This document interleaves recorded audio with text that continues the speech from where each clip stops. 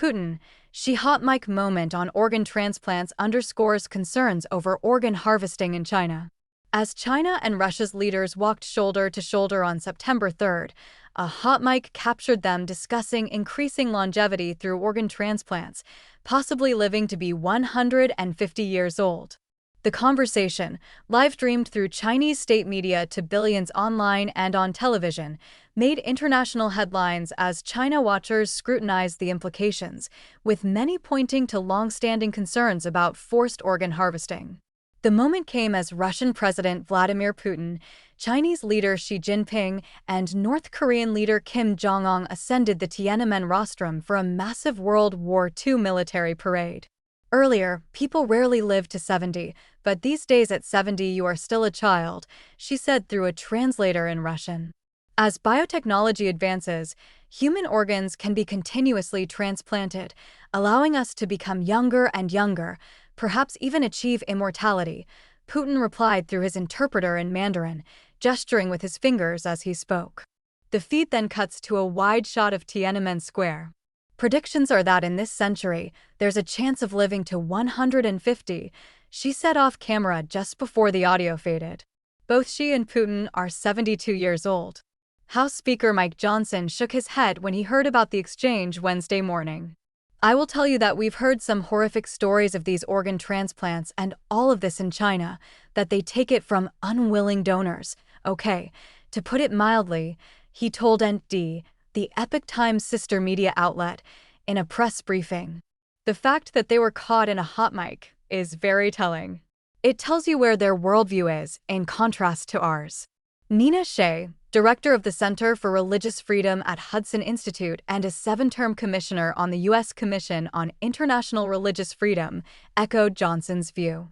This unguarded conversation between these two tyrants lends credence to our concerns that they are creating a real-life science fiction dystopia by forced organ harvesting from those they see as political enemies, she told the Epoch Times. A human rights group in 2022 found hundreds of Chinese doctors to have trained at U.S. institutions. Shea urges Congress to take action and end such activities immediately. That Xi and Putin are scheming to live forever through organ transplantation only adds to the urgency, she said. Many organs replaced. The reference to a 150-year lifespan had earlier surfaced in 2019 in a 1-minute clip boasting a top-notch health system to extend the lifespan of the Chinese leadership. The video, allegedly released by China's largest comprehensive military hospital, the Chinese People's Liberation Army General Hospital, said that Chinese leaders, on average, live to 88 years old, far surpassing their counterparts in the West. One key feature of this health system is restoring organ functions, according to the video.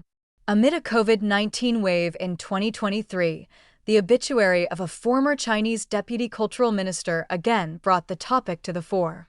In the condolence, a Chinese official wrote that 87-year-old Gao Zhanxiang, whom he described as having a sharp mind and a booming voice, had replaced many organs in his body as he tenaciously fought with illness, such that Gao himself said that many components are not his own anymore. The source of their organs remains a question. In 2006, several eyewitnesses came forward to the Epoch Times, alleging mass killing of prisoners of conscience for their organs in secret facilities in China. The targets, they said, were detained practitioners of Falun Gong, a meditation practice that the Chinese regime perceives as a threat to its rule. The eyewitnesses described doctors removing organs, such as corneas, and cremating the bodies to cover up the evidence.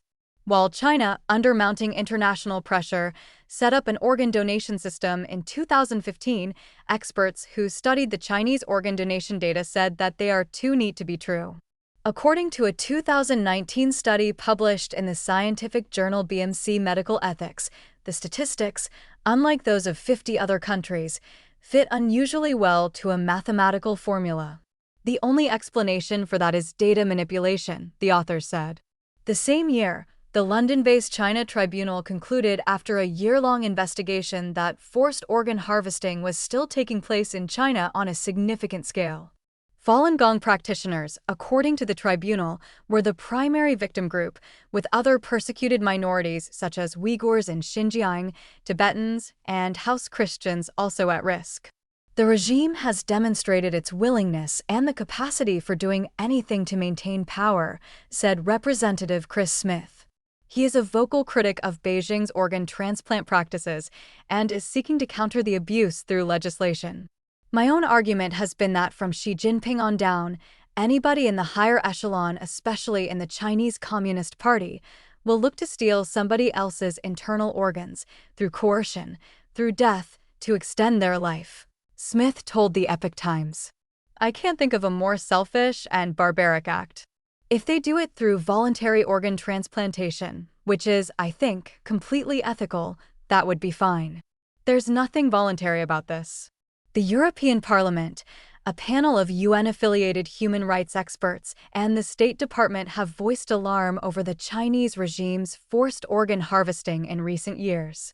In the United States, House lawmakers in the 119th Congress have voted twice to pass bills to impose sanctions on perpetrators of organ transplant abuse in China. 2 bills are now awaiting Senate action. In August, 8 state senators from Texas wrote to Senator Ted Cruz, a lead sponsor of the Falun Gong Protection Act, urging him to push the bipartisan legislation forward.